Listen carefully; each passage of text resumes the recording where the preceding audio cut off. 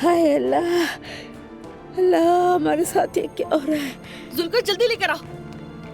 अम्मी, जल्दी लो मेरे बेटे, जल्दी। हाय हाय हाय।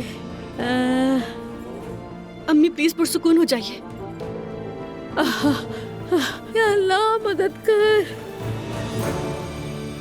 एलिफ मैं बताना भूल गया कि मुझे चश्मी में एक काम मिला है। मैं गर्मियों में वहीं रहूंगा। ये तो बहुत अच्छी खबर है यार।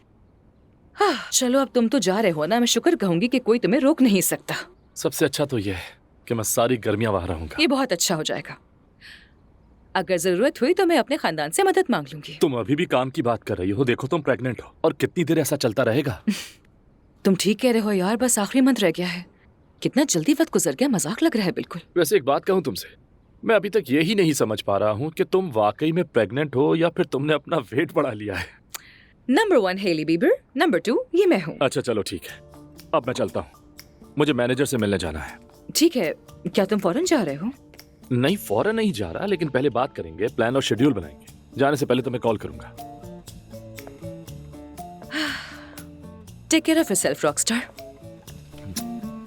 मैं तो रखूंगा, लेकिन तुम भी ख्याल रखना अपना। चलो मैं चलता हूँ। Bye bye. Bye bye.